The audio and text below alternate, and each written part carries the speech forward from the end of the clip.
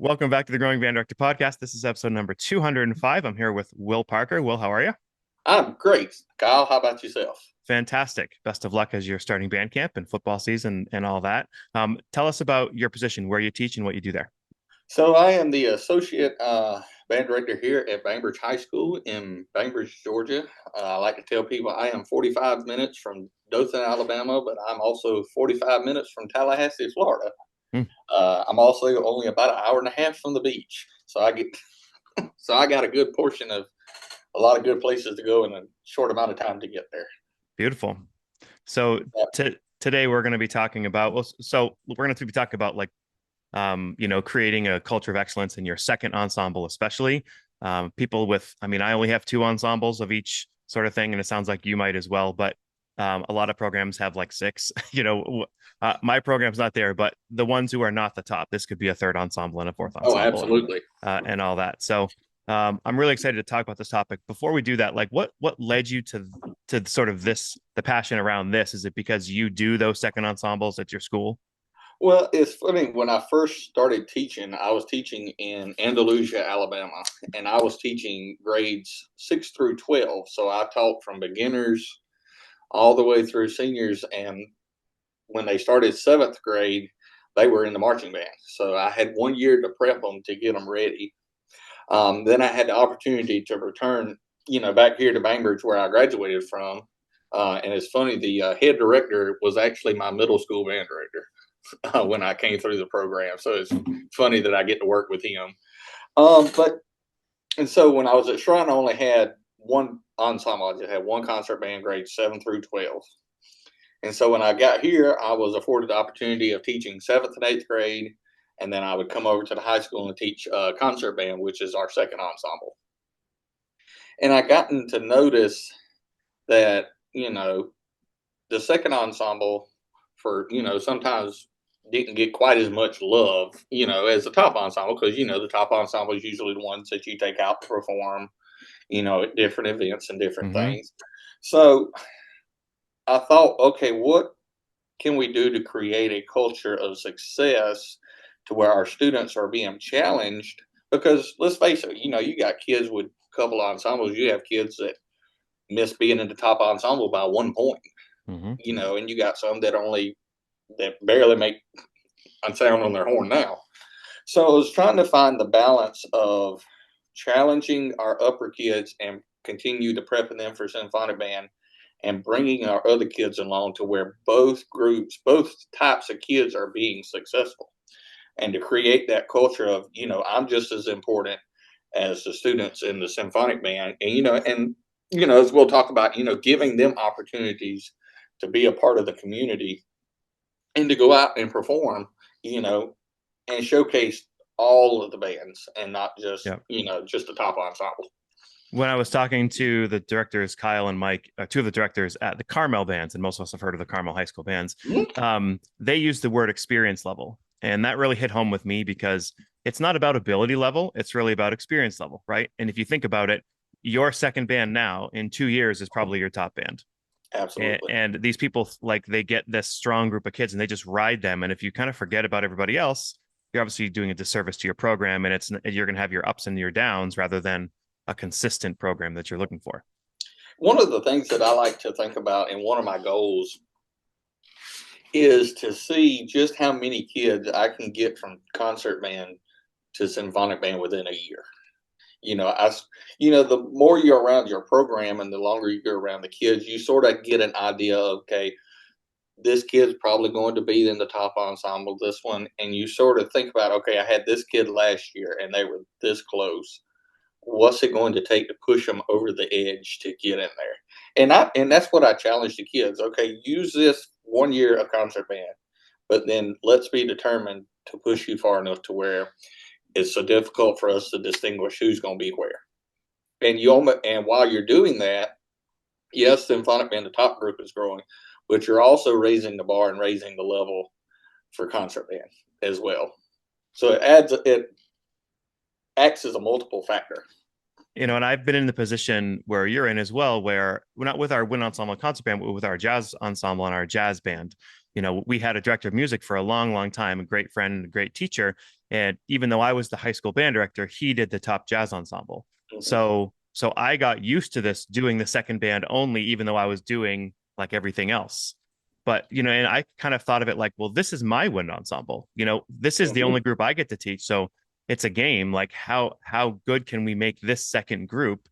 And I think sometimes if you have the older group and then the less experienced group, it's easy to go, okay, well, I'm going to put my eggs in the top basket and like hope the second group comes along. But yeah, I love that message of just like giving everybody the love and experience that they need to grow. And sometimes, I've had years where my second group and my first group are not the same, but they are, Mhm. they're close. And then other years where it's a huge difference. Well, it's like you said, to me, it's more of it's a challenge because each year, with the middle schoolers coming up, you don't really know. You have a sort of an idea, from their spring concert of what you might have, but Hmm. it's a challenge because you really don't know what you're going to have. Like for me, I start planning for the spring. I'm already thinking about, okay, what I want to do, what march I might want to think about playing.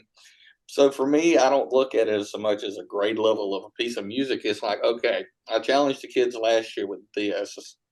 Okay, these kids are coming up. How can I continue to challenge? And for me, it's a game. I mean, I think of teaching band and teaching concert band as a game for me. Well, and you're getting after it. The real key to doing this when you have this huge level of disparity between your top players and your younger players is programming. Just finding the programming. I mean, for me in jazz ensemble, that was okay. We're going to do a grade 2.5 chart where the fourth trumpet part is super simple, yet it's going to be based on a Miles Davis tune that I can take the transcription and put it in there and take my top six players and they're going to do a soli. Like there's all Absolutely. these creative ways that you can make that happen through programming. Absolutely. And it was funny last year, this past for concert season, I played John Philip Sousa's Black Horse Troop. And when I was telling people that, they would look at me like I was crazy, like, you're playing that? That's a top ensemble piece. I'm like, but it doesn't have to be. Right. And for me, the challenge of teaching 6/8 to kids who had never seen 6/8 was, I mean, for me, it was fun. Yeah, and it's really just more about how it fits them rather than how Yeah, hard it is. yeah. Because it might be hard in certain ways, but if those kids are good at that, that's a good thing. You mentioned learning 6/8, and I've said this on a couple podcast episodes in the past, but the way we do it is all nursery rhymes. We have kids learn unison nursery rhymes off of, unison companion guides and things like that. If anybody wants those, reach out to me at any time, and I'm happy to send them to you. We used Humpty Dumpty Love it. when I taught 6/8, and it's funny. The kids look at me like I'm crazy. And you know what was amazing is the number of kids that don't remember the nursery rhymes. I'm like, what did you do as a kid? Played But video games. Yeah. pretty much, or looking at a phone. Yeah. So as much as I love technology, I think technology has really hurt our education system to a point.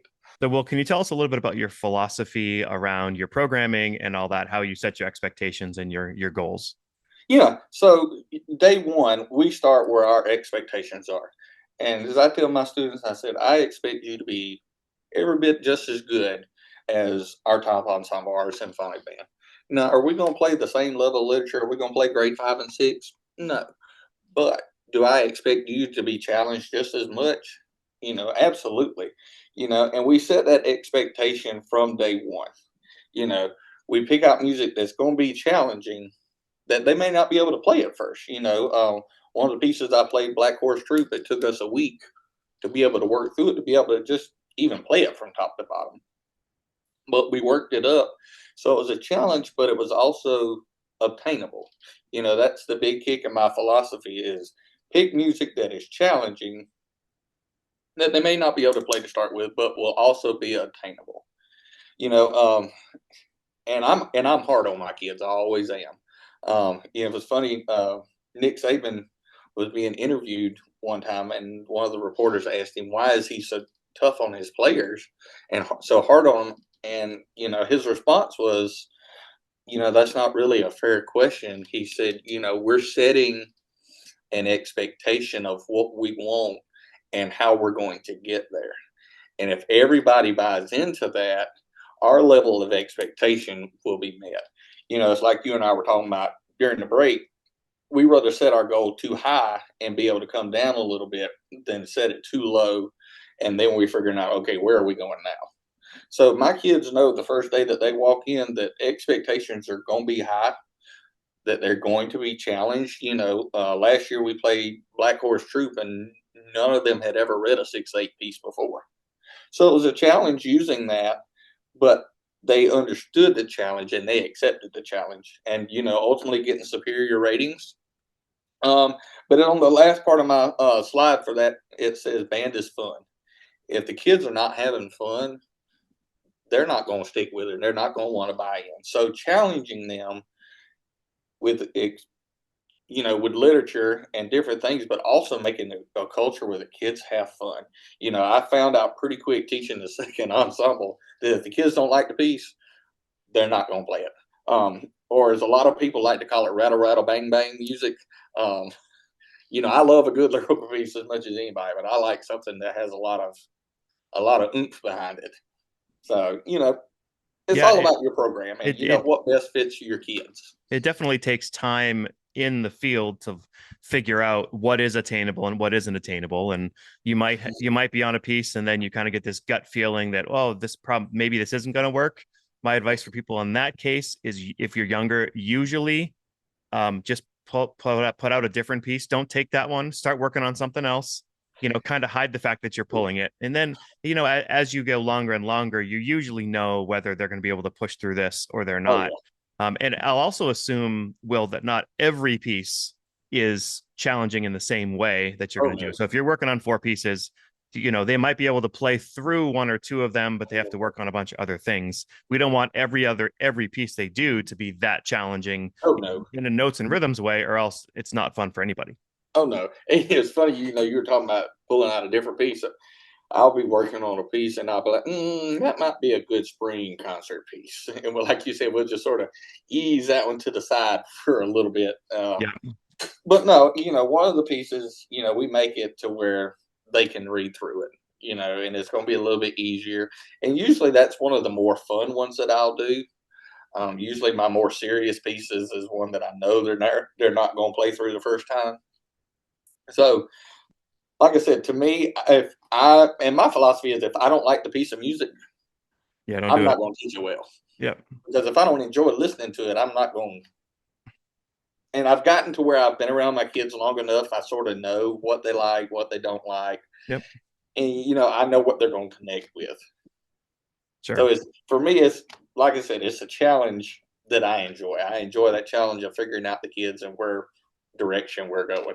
And as sort of a side note, on a rehearsal pacing standpoint, I've never left a lesson with somebody or left a class that I was in where I said, man, I really wish that teacher had talked more. That's just as Mhm. as never happened. So remember, if you think on the podium you're talking too much, you probably are, Oh, because yeah. your kids are not there to hear you talk. They're here to play their instruments. So if you're unsure about the balance of that, play more, instruct less, and your kids will buy Absolutely. in more. Absolutely. And that's one of the things that, all of us directors we get caught ourselves up in from time to time. Or we spend so much on this one little section that we forget about the grand scheme of the whole piece. Mm-hmm. We get so focused on, well, I got to get this part of the piece right. Well, what about the rest of the piece? The rest of the piece is just as important, you What know. one thing that helped me in putting together pieces like that is similar. I kind of take it from my marching band experience, because for those of us who teach marching band, like we might have an 8-minute show. Well, our job is to we need to get the entire show together, and then you go back and you clean certain things depending on what's the biggest need and all that. But we don't just work on the opener for 4 months and then forget that we have the stuff after that. So to me, that relates to the piece. Like you might have 65 measures of the piece. Don't just work on the first 20 or the last 20. Make sure you're covering all of it, and then you can go back and piece together as time goes. How many directors, and we're all guilty of it. How many of us always start at the beginning? Yep. When's the last time we always started at the end of the piece, or like you said, start in the middle and just work our way back, or go to different sections and bounce, and then just put it all. It's like putting a puzzle together. Just connect, get all together. Well, And I was guilty of that my first year. one of the things I find very effective is, if walking into the rehearsal as a director, okay, measure 40 to 56. Like this is what if we could fix that, we'd be in much better position, right? Mhm. So then I'll put on the board, we're doing American Salute or whatever the piece is, and you write 40 to 56. And then so they know, okay, they know that's what we need to improve on. And it's amazing how far that goes. Then you rehearse that and you tell them why, and all that. Oh, absolutely, Yeah. absolutely. And it's like you said, if the kids know what we're focused on today, and even if it's not as much as the measures, guys, we got to work on our tone quality is from this and this in this lyrical section. We got to work on shaping the phrases. But if you just walk in there, and I think and I did this a lot as a young director, I didn't go in with a plan. It was just like, all right, let's just fix this piece of music. Hmm. But the longer I've taught, it's like, all right, here's my plan. Put it up for the kids to see the plan, and like you said, it made rehearsal a whole lot more Yeah. effective. And for younger teachers who maybe have less experience and they're like not sure how to do that, my suggestion would be take what your band sounds like and overlap that with the recording, right? Like almost like a visual imagery thing. And Mhm. then so what are they doing that's different from the recording? And then work on fixing that. Oh, absolutely, and record your band. Before I moved to Bainbridge, I never had quite the opportunity. I record my kids during concert season. I record every day and go back and listen. Okay, what got fixed? What got better? What got worse? And I've sent out recordings to a bunch of different people. Paula Kreider, I have a great relationship with Dr. Kreider, and I talk to her every year regarding one of my marches. What march am I going to play, and different Mhm. things like that. And I've sent recordings to people, and that would be what I would suggest. People nowadays are afraid to ask questions because they feel like one, either I'm going to be a bother to somebody, or they got their own problems to deal with. They don't want to have to help me. But older directors love it Mhm. when you call and ask for help, or bring them in. I brought in 3 or 4 college directors this past spring to work with my concert band. Not only is it a recruiting tool for college directors to come in and get to see the kids, and they get to see them and see life outside of high school, that you mean I can get paid to be a marching band in college? And two, it gives them a total different perspective, because where I may say one thing, you may come and get on the podium as well, say the same exact thing, and it click. Yep. 99% of the times, directors, we stand back and go, how many times have I said that? Yep. And they didn't get it, but now you say it and it clicks. And as a parent, it says the same thing because when the teacher says it, they'll do it. When you say it as their parent, they will not. Um, Absolutely. yeah. So on page 7, I wrote 90% of the success of your ensemble occurs before the first note of the first rehearsal. And I actually heard that from one of my mentors, Tom Lazat, who I've had come work with my bands a lot. Just the whole fact that the program you select before you ever start a rehearsal has fixed, it's 90% of the success or failure. I mean, that's a huge responsibility. One of the Absolutely. reasons why we want to program ahead of time and then be flexible as our ensemble changes as we go as well. Absolutely. How many times, how often, especially when we were younger directors, that we say, I'm going to play these 3 pieces of music, Yep. and we didn't have anything else. Nowadays, we pull out 4, 5, 6 pieces of music, and it's like, all right, let's do some reading to feel where we are before we even think about our program. It's like, yeah, I want to play these 3, but let's see if these 3 are even possible. So, as I said, 90% of the success begins before the first note. And it's like you said, you have to make your goals obtainable.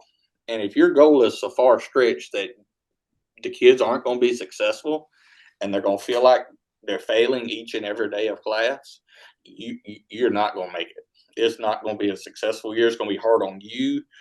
You're going to be hard on your kids. You're going to wind up losing the kids because kids want to feel successful. I Yep. mean, today's day and age, let's face it, they want instant gratification. So the more we can set our kids up to be successful, the easier, you can throw out the harder pieces of music. But we tell them, you got to give them a bone Yep. every now and then to make them feel good, to make them feel successful. Yeah, and you really need to be the motivator there, and you need to basically, customize the program for your ensemble. That's, we don't always think of it that way, but you need to find a great custom set of repertoire for your kids. Absolutely. And the energy, you know, it's funny. The head director talks all the time because we're fortunate we have two band rooms, and we all meet third block, and I'll meet with concert band in my room, and he'll meet with symphonic band in his room. And he's like, "Dude, you talk so loud." He said, "I can hear you with the doors shut." I'm like, "I just have a lot of energy." And a lot of times, how boring is it? Have we all sat in a class before? Or we just you hear either a monotone teacher, or you get in front of a director and honor band, and they don't have much of a personality. So it makes for a long rehearsal. So the Mm-hmm. more energy that I have, the kids will buy in. I mean, because I'm a very energetic person. For me, we all start to lose energy as the school year goes along. You get tired, you're dealing with stuff at school that you don't want to have to deal with. And, obviously life is hard and all the things. And for me, when I do score study, that helps give me energy because if we're working on a great piece of music, say it's an Aaron Copland Down a Country Lane or something like that, and you get excited about that music, you can then bring that to rehearsal. You might not be excited about how those kids are playing right now, or the fact that it's 12:54 and the same band comes in at 12:54 every other day after lunch, and they're always lethargic, and you have all these things in your head. But what you're just excited about being with Copeland, and then Oh, absolutely. that excitement helps those kids come along as well. On page 9 you talked about the phrase was start where your students are now, and then I put in parentheses maybe go back a little bit too, just because like say we're at the start of the year, wherever they ended, they're not there now, so you got to No. kind of go back a little bit. But so what do you mean by that? Start where your students are now. So, I mean, if my kids have never played a 6/8 march, I'm just not going to throw out a whole piece, without going back to the basics. Everything we do, we go back to the basics. You know, if the kids understand the basics of what we're doing, I like to think of a lot of it in marching band. You know, excuse me, I can't ask a kid to get out there and march if they don't know how to stand, if they don't know how to stand at attention with your feet, know how to take that first step with your left foot, with your toes up. So everything we do goes back to the basics. So that first couple of days is okay. Let's find out where the kids are. I think about if they're coming up from the middle school. Okay, what did you play? And I'll go back and look at that piece of music and figure out what they know, what they didn't know. Talk to the director and get a gauge of where it is, and then we got an idea of where we're going. We don't know where we go until we know where we're at and where we've been. Right.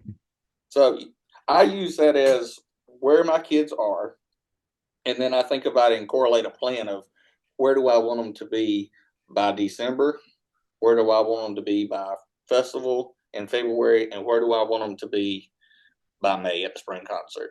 So I have three different areas of benchmarks per se. We're going to hit this by this by this, and this by this. And the kids know that up front, that we're going to hit these different benchmarks, just like a regular classroom teacher. They have benchmarks they got to hit. The good thing is we get to create our own benchmarks. Yep. And Yeah. it's not the intensity and demand as the second ensemble isn't quite as much there because we're not the top ensemble.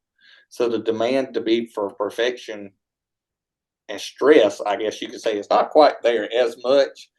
But I put that on myself because I want the kids to be as successful. And And it's amazing the number of kids that I've had move after 1 year from concert band to symphonic band. yep. I mean, it's amazing. Every year I've lost at least my top 4 or 5 players.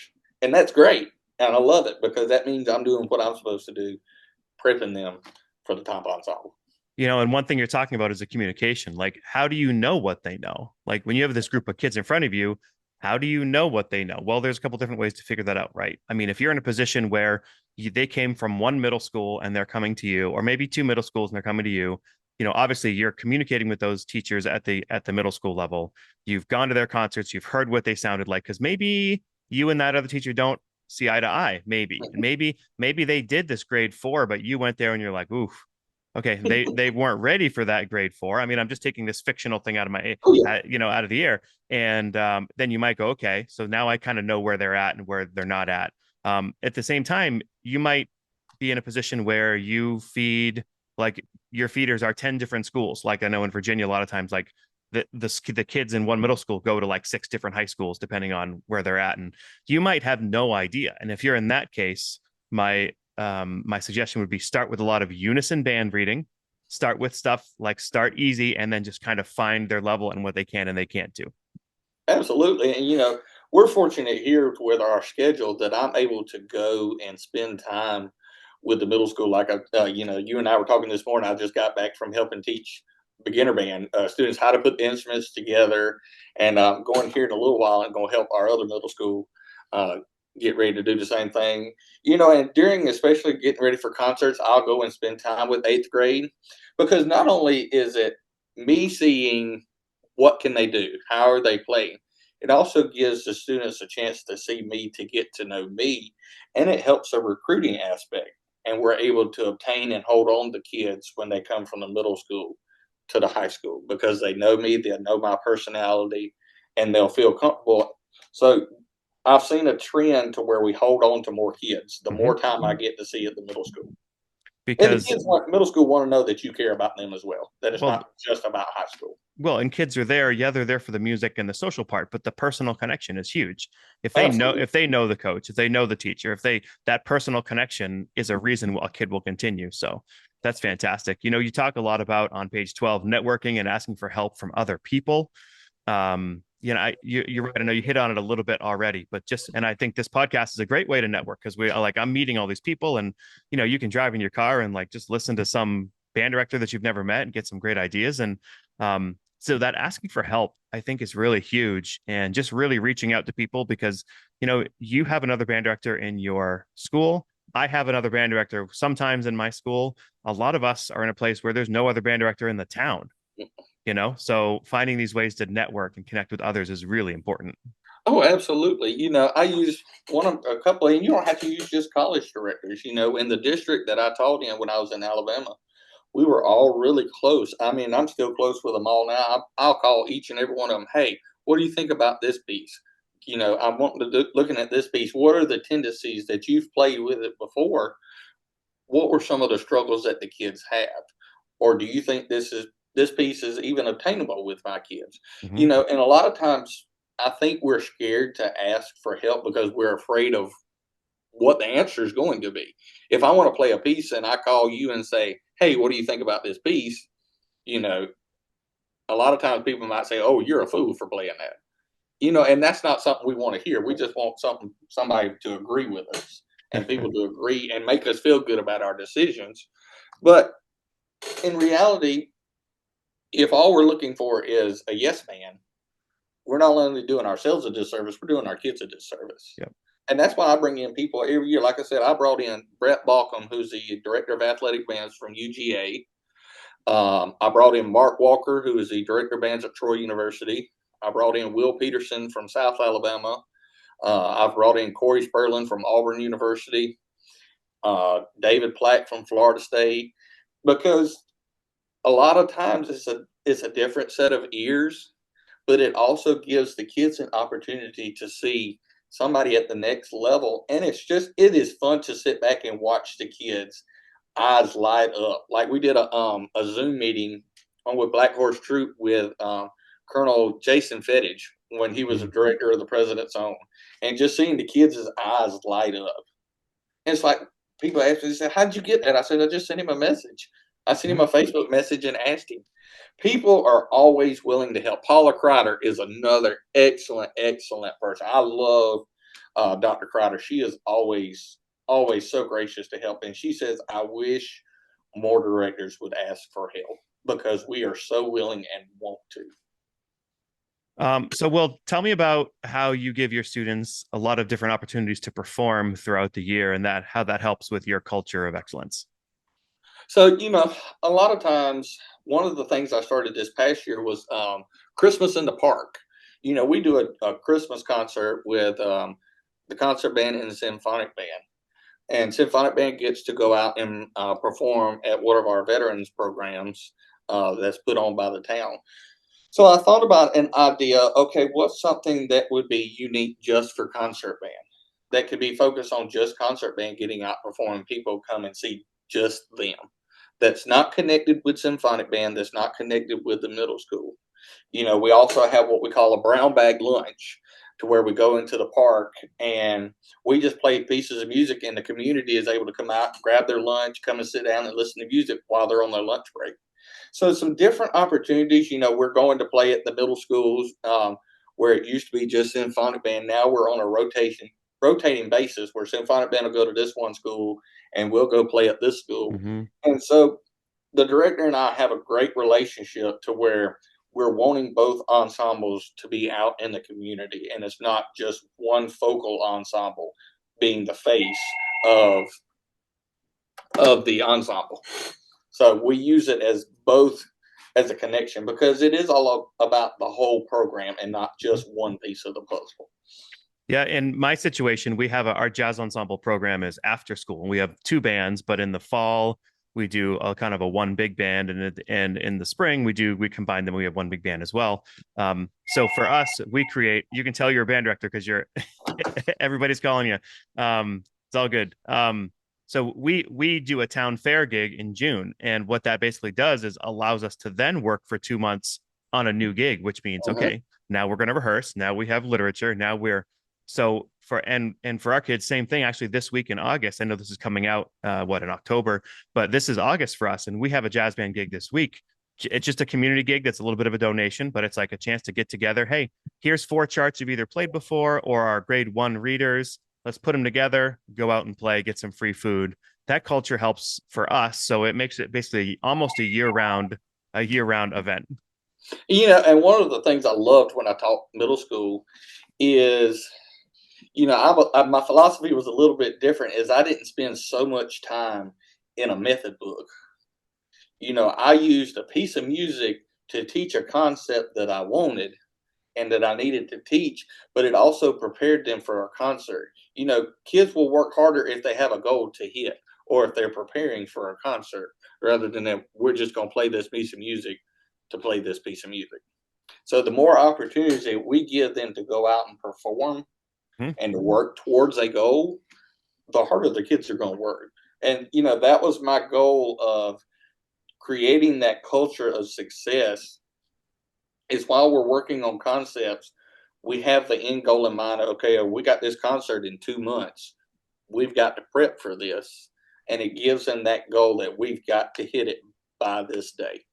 And as I talked about, the more expectations, a higher level of expectations we make our kids rise to, the kids are going to do exactly what we expect them to do. And that's what I love about concert band, is each day is different. Not only is each year, but every day is different, because it's like, okay, what are they coming? What kind of mood are they coming in today? Are we going to be able to get this right? We worked on it yesterday, and it's a challenge. And that's what I love about teaching the second ensemble, is just the everyday challenge of, let's figure out what piece of the puzzle is going to fit today. All right. Well, I've got 2 questions for you before we finish. First of all, what's a piece of music that you think people need to know about? Even though it's the second ensemble, I wish that people would play more of Sousa's marches. A lot of times we're trying to think of, something that's different, or some new modern piece of music. But to me, I think that people are afraid to play a Sousa march. I played Black Horse Troop last year, and I'm looking at El Capitan this year with the second ensemble. Are they difficult pieces? Yes, but there is a reason that they've been around so much and for so long. Kevin Day's music is absolutely phenomenal. I love Kevin Day's music. Omar Thomas is another one. A lot of these newer composers, or some people call rattle, rattle, bang, bang music. It's appealing to the kids, but you also are able to teach the same concepts with the older pieces that you are with this newer piece. So I would suggest, find you a composer that you haven't played. And that's my goal this year, is to try to find an Omar Thomas or a Kevin Day piece that I have, that, my kids have never played those 2 composers. So that's my goal, is to introduce them to new composers and, do Zoom sessions with them. Yep. they would love that to talk, because composers love to talk about their piece of music. If anybody's looking for specific, the Shenandoah Omar Thomas is Oh my spectacular. God. Oh, that is absolutely. Oh my goodness. All right. Well, so in closing, can you give us sort of a final piece of parting advice? My biggest advice would be ask for help. Don't feel like you have to do everything on your own. There are people out there that are willing to help, that would love to help. I don't have all the answers. This is my 13th year of teaching. So I understand that I'm old enough to know sort of what works, but I'm also young enough that I know what new band directors coming out are thinking or what they're going through. I'm always a phone call away. You can find me, my cell phone number, my email address, Facebook. I am always willing to help. And that's my biggest thing is reach out for help. Don't be afraid to ask questions. We sincerely appreciate you taking your valuable time and listening to the Growing Band Director podcast. Your students are very lucky to have a band director like you. If you have any suggestions for episode topics or think you have an area of expertise to share on a show with us, please reach out. If you enjoyed this episode, don't forget to subscribe. And if you want to help spread the word, please give us a 5-star review and tell your band director friends to subscribe as well. We're available on Apple Podcasts, Spotify, our YouTube channel, and wherever you listen to podcasts. Thanks for listening to The Growing Band Director. See you next week.